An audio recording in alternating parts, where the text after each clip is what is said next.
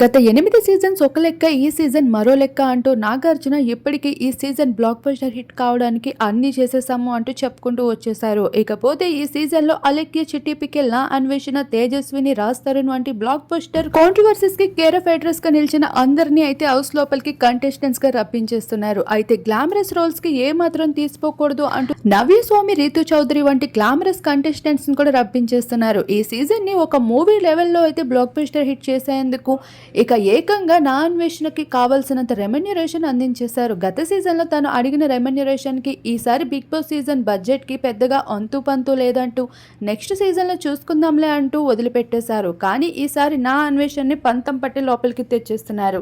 ఇక రాజ్ తరుణ్ ఇప్పటికే ప్రేమ వ్యవహారాలతో కాంట్రవర్సీస్లో నిలిచారు. ఒక హీరోని హౌస్ లోపలికి రప్పించి హీరో లెవెల్ హిట్ని అయితే బిగ్ బాస్ సీజన్ 9ని అందించేందుకు రెడీ అయిపోయారు. ఇప్పటికే నాగమామని కాకుండా ఎన్టీఆర్, బాలకృష్ణ, చిరంజీవి వంటి పెద్ద హోస్టుల్ని ఎంపిక చేసుకోవాలని ప్రయత్నించింది బిగ్ బాస్ యాజమాన్యం. కాకపోతే వాళ్ళందరికీ ఖాళీ లేదు అంటూ ఇక బిగ్ బాస్కి దండం పెడుతూ తప్పుకుంటూ వచ్చారు. ఇక లాస్ట్కి నాగార్జునే గతి అవుతూ వచ్చేశారు. ఈ సీజన్లో తన అయితే హోస్ట్ చేయను అంటూ తేల్చి చెప్పేసినప్పటికీ తనని బ్రతిమలాడి మరీ ఎంపిక చేసుకున్నారు. రెమ్యునరేషన్ కూడా చాలా ఎక్కువగా అందించడంతో పాటు ఇక ఈ సీజన్ హిట్ అయినట్లు అయితే ఎక్స్ట్రా రెమ్యునరేషన్ కూడా ఇస్తా అంటూ ఒప్పుకుంటూ వచ్చేసారు. హౌస్ లో కామెడీ చేసేందుకు ఇమాన్యుయల్ వంటి కామెడియన్ కూడా హౌస్ లోపలికి రప్పించేస్తున్నారు. ఇక నాగమమ్మ హోస్టింగ్ ఈసారి వేరే లెవెల్లో ఉండబోతుంది.